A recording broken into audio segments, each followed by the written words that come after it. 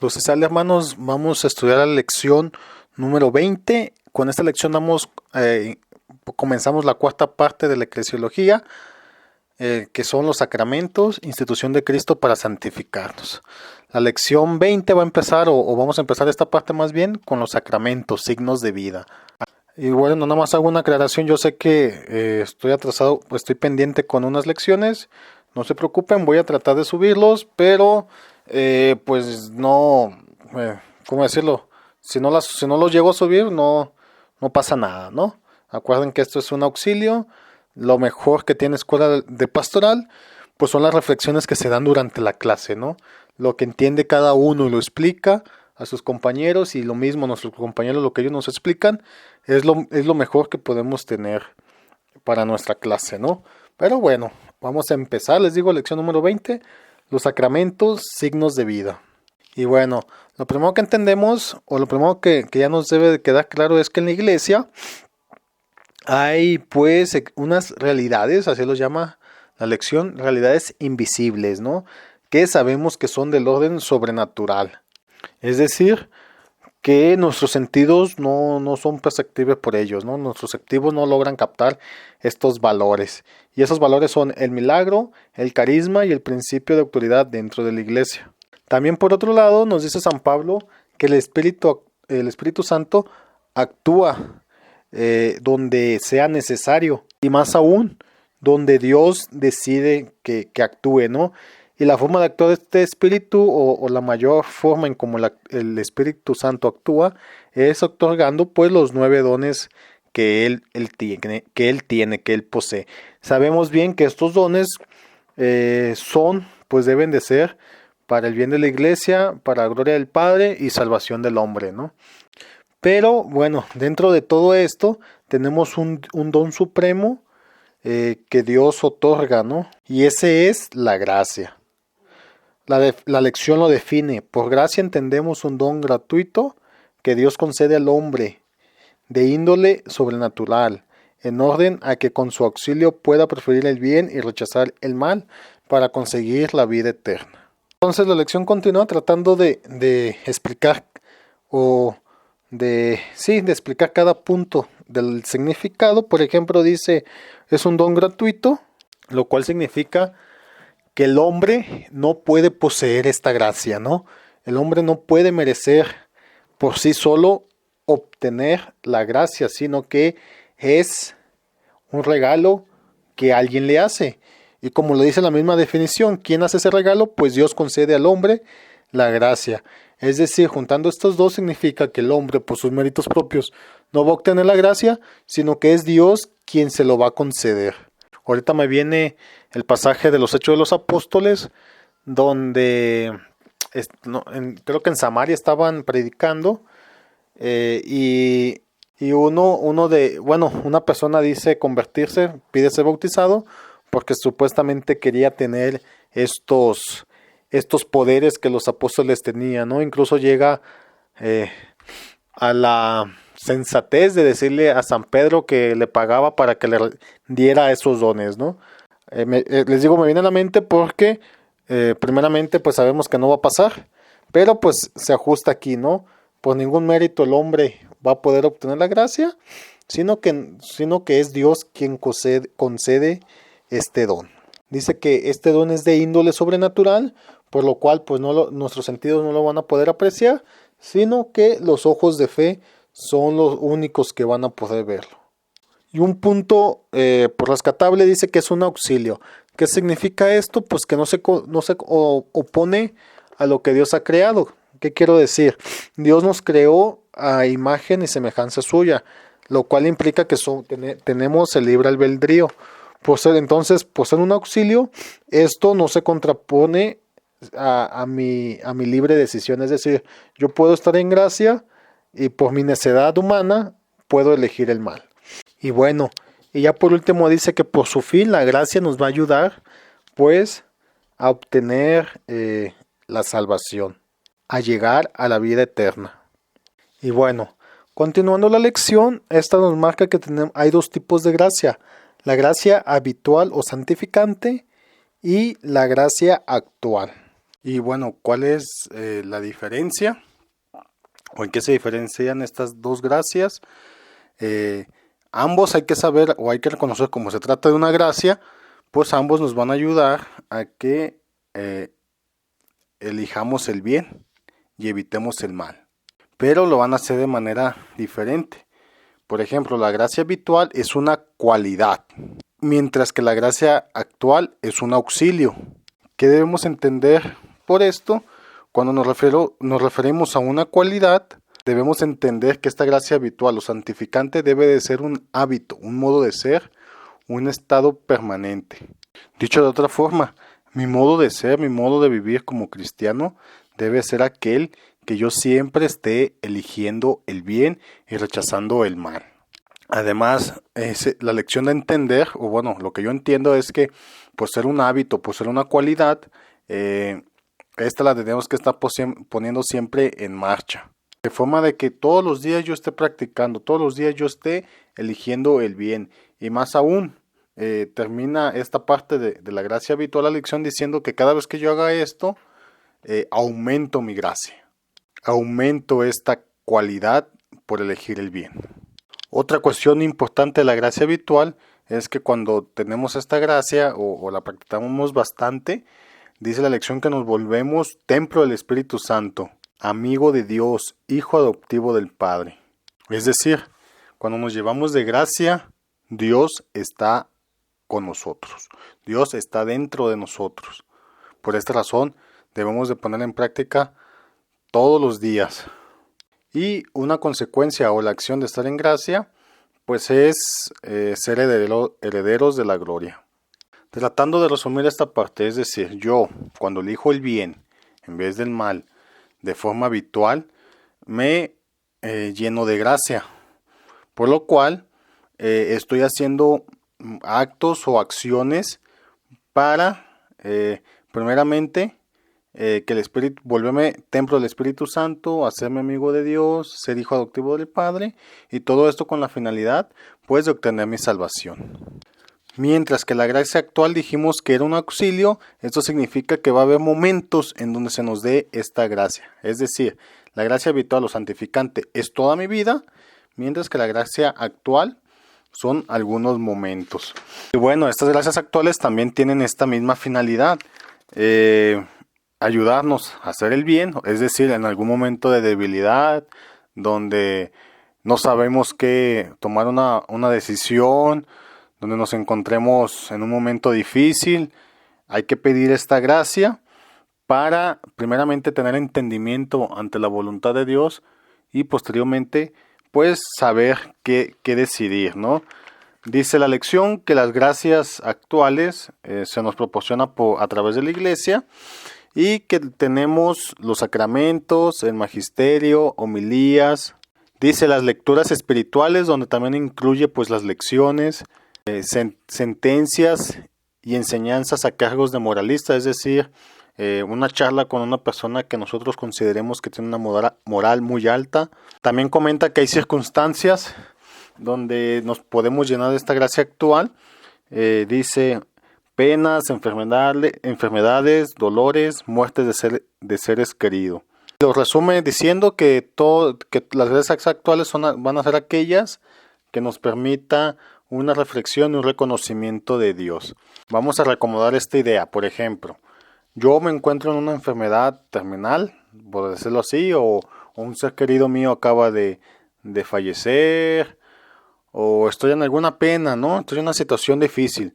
¿Qué es lo que tengo que hacer? Pues acudir a la iglesia, acudir a buscar estas gracias actuales, tal es el sacramento, como la Eucaristía, la confesión, asistir, dice que a misa, las homilías, incluso una charla con el sacerdote, a que él me dé su punto de vista, nos puede llenar o podemos obtener estas gracias actuales.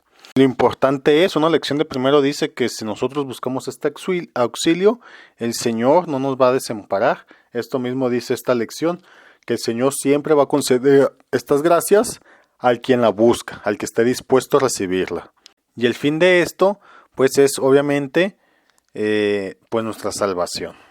Algo en común que tienen estas dos gracias es que ambas se pierden pues cuando cometemos un pecado mortal. Dice la lección, y no hay que confundirnos, que se puede restablecer la gracia, pues primeramente rectificando, reconociendo este pecado.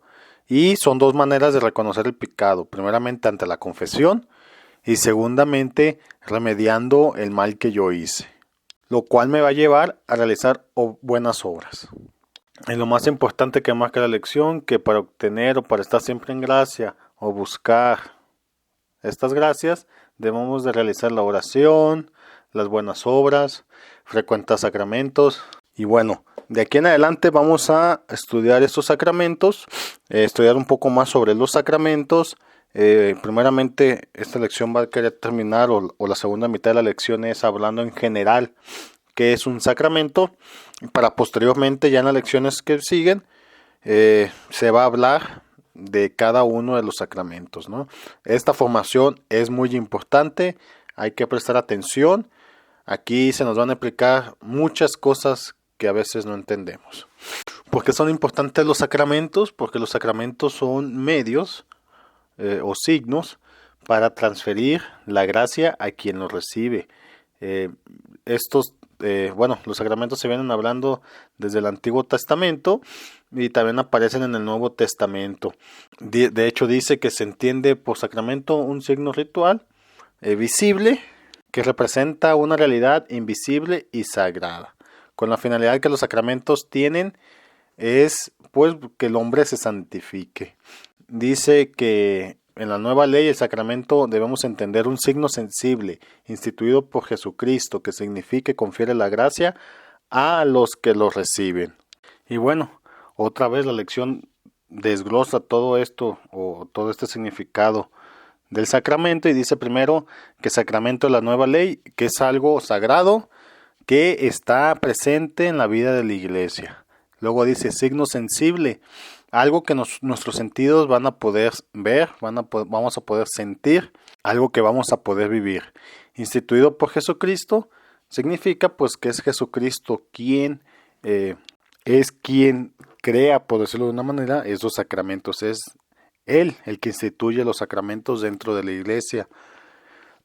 ¿Qué significa y confiere la gracia? Pues es eso, que un sacramento es gracia por sí solo, por el hecho de ser sacramento, pero además que la confiere. Y lo más importante es lo que viene abajo, dice, a los que la reciben dignamente. O sea, lo que dijimos anteriormente es que el sacramento por sí solo va a ser gracia y a quien lo recibe pues le va a llegar esta gracia. Pero es muy importante que tenemos que tener esta aceptación, tenemos que saber lo que estamos realizando. Por ejemplo, está escrito que si vas a hacer una ofrenda al templo y estás peleado con tu hermano, que mejor vayas a reconciliarte con tu hermano y luego regreses a hacer la ofrenda. Esto mismo aplica en la comunión. Si uno no puede comulgar, si está con un mal en el corazón, si tenemos que tener esa disposición de recibir a Cristo en la Sagrada Eucaristía. Por lo tanto, nuestro corazón, nuestra alma, nuestra mente tiene que estar en paz, tienen que estar tranquilo. El ejemplo que pone la lección es bastante claro, dice que si se bautiza, en la actualidad tenemos que se pueden bautizar tanto a bebés como a niños, como adultos, perdón. Cuando el adulto se bautiza sabemos que es por su propia voluntad, que está aceptando la fe, que está aceptando a Cristo como el Mesías. Por lo tanto, este sacramento pues existe y le llega la gracia a este adulto que se bautiza. Mientras que, por ejemplo, un niño que no está completamente consciente, más adelante tiene que aceptar su fe, aceptar a Cristo como Mesías, para que el sacramento exista y la gracia sea conferida. Ya que puede pasar que el niño, ya una vez grande, ¿qué crees? Que una vez mayor, adulto, pues no acepte esa fe. De esta razón, dice aquí la lección, que el bautismo, la gracia conferida por el bautismo no le va a ser transferida. Y bueno, el sacramento, continúa la lección marcándonos que el sacramento o los sacramentos tienen 3 elementos que son necesarios para que se lleve a cabo. Si faltara uno, pues no son sacramentos. Dice la materia del sacramento, la cosa que lo constituye, ¿no? Lo que es sensible a nosotros. La forma del sacramento, que no es otra cosa que las palabras de fórmula. Y el ministro del sacramento, que es la persona que lo confiere. Y aquí es importante entender esto porque más adelante vamos a nosotros a estudiar que en casos extremos, por ejemplo, de muerte,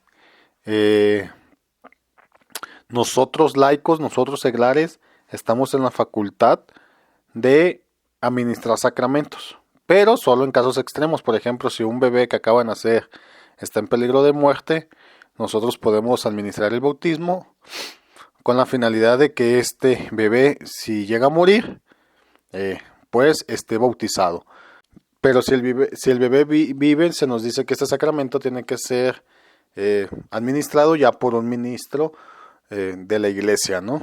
Y bueno, creo yo que es importante saber esto en nuestra vida, pues como católicos, ¿no? Pero bueno, les digo, esto lo vamos a ver más adelante.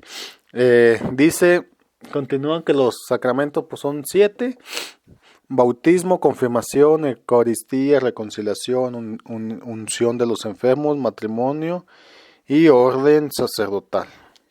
Y bueno, como ya dijimos, todos estos sacramentos pues conceden la gracia, ¿no? Más aún dice la lección que cuando un miembro de la iglesia recibe un sacramento, pues es beneficio para toda la iglesia, para todos los miembros, ya sea por cualquier cosa, ¿no? Que ahorita vamos a explicar. Bueno, sabemos que la gracia que confiere los sacramentos, porque lo vimos anteriormente, eso es gracia actual, pero a la gracia que se recibe exclusivamente por los sacramentos, también se le conoce como la gracia sacramental. Y quien lo recibe de buena voluntad, pues la gracia va a actuar en él.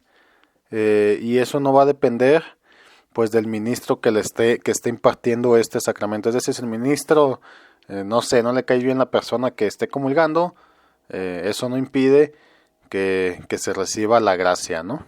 Ahora bien, se dicen que los primeros 5, es decir, bautismo, confirmación, eucaristía, reconciliación, unión de los enfermos, son sacramentos de orden personal, y que los otros 2, el matrimonio y el orden sacerdotal, pues son de forma comunitaria.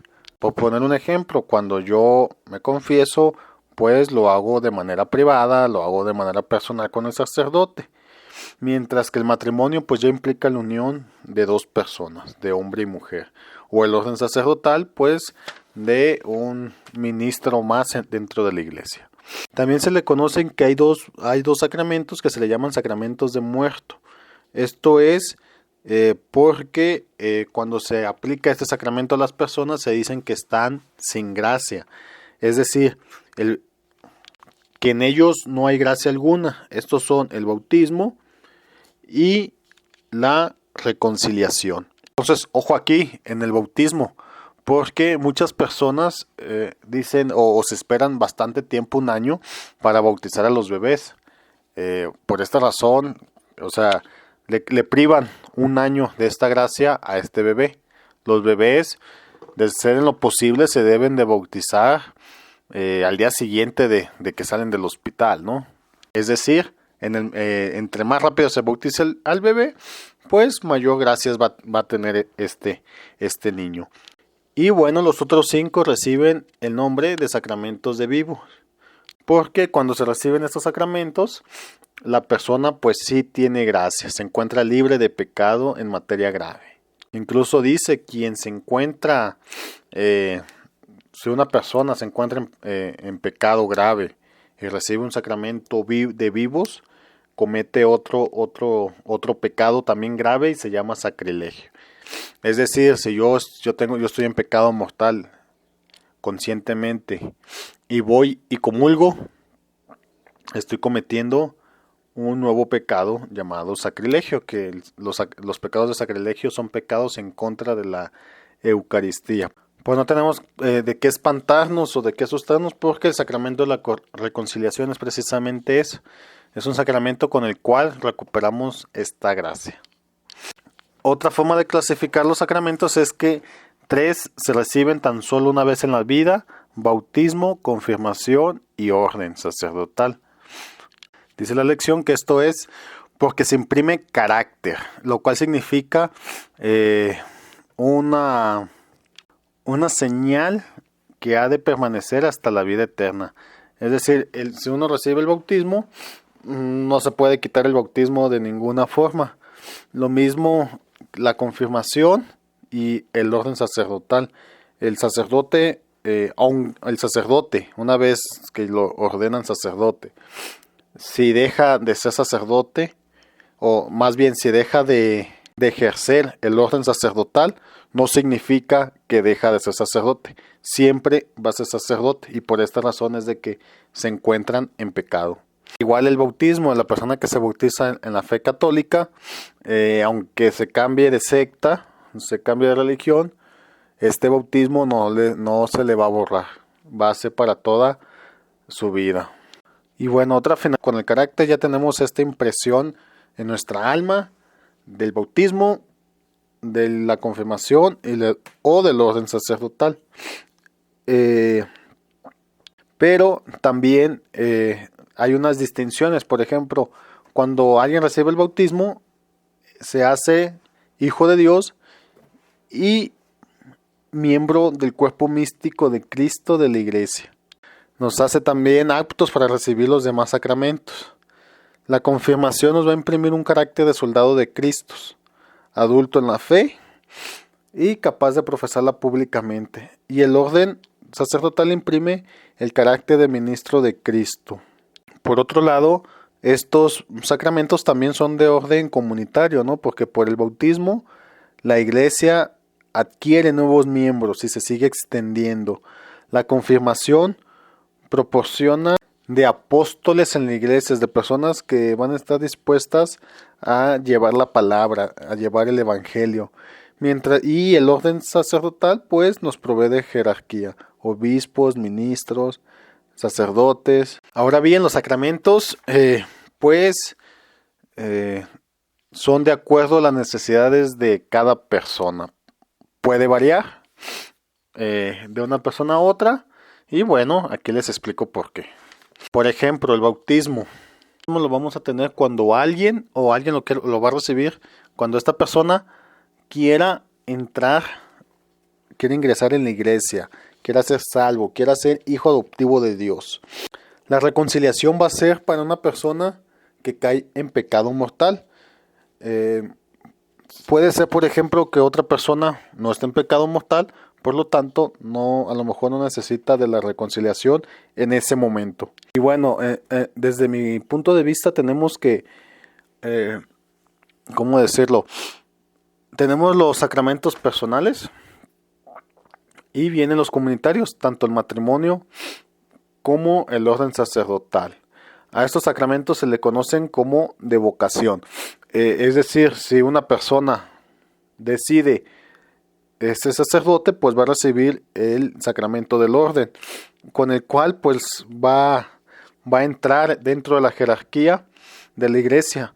Pero mejor va a haber otra persona que no quiere ser sacerdote, se quiere casar, entonces tiene que recibir el sacramento del matrimonio con la finalidad de que se casa, por la fe lo lleva a este sacramento con la finalidad de que tenga familia, o esta misma familia tiempo después ingrese a la iglesia. A estos dos estilos de vida o formas de vida, es decir, la vida del orden y la vida del matrimonio, pues se le conocen como vocación. Aquí nomás para aclarar, a mí en algún momento me dijeron que existe una tercera vocación, que es la soltería, pero obviamente una soltería dedicada al servicio de Dios.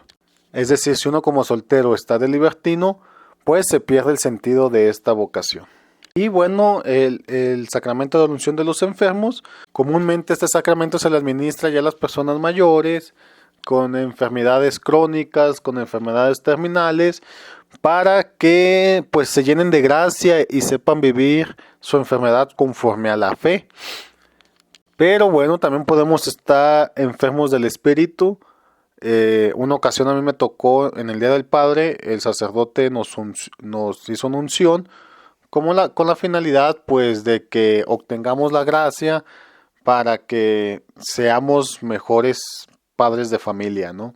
Papás de familia. Entonces, este sacramento pues se administra de acuerdo a las necesidades de uno y es necesario pues hablar con el sacerdote porque él va a determinar la impartición de este sacramento. Bueno, por último, también se marca el sacramento de la Eucaristía, que es, dice la lección, que es el sacramento por excelencia, ya que además de otorgarnos la gracia, también nos hacemos uno con Jesucristo.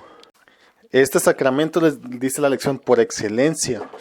La verdad, yo he sabido de casos que la persona se llena de fe y que con esa fe y la comunión he visto recuperaciones, ¿no? De salud, problemas pues ya personales que se resuelven, porque lo que dicen ellos es, pues estoy recibiendo a Cristo, es Cristo quien está actuando en mi persona.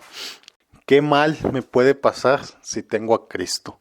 Y bueno, para terminar la lección dice, vamos a leer la definición que da el Papa Juan Pablo II acerca de la gracia. Dice, gracia significa una plenitud particular de la creación a través de la cual el ser, que se asemeja a Dios, participa de la misma vida íntima de Dios. Gracia quiere decir el amor y el don de Dios mismo, el don totalmente libre, por el que Dios confía al hombre su misterio, dándole al mismo tiempo la capacidad de poder ser testigo del misterio, de colmar en él su ser humano, la vida, los pensamientos, la voluntad y el corazón. Resumiendo la lección, el sumo bien que Dios nos hace dentro del misterio es la gracia. La gracia es vida sobrenatural, amor, esencia de Dios, Dios mismo, que se entrega gratuitamente, tal como nosotros damos amor. Gracia habitual es un estado de vida, es permanecer en la vida de Dios, por el cual este estado de vida se pierde por el pecado. Gracia actual es un auxilio que en un momento dado Dios nos concede y por el cual nos mueve a aceptar el bien y rechazar el mal. Los sacramentos son signo e instrumento de Cristo para dar gracia. Elementos de sacramento, materia, forma y ministro.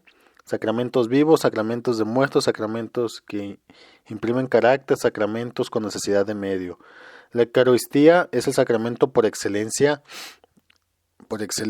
Ella es Cristo.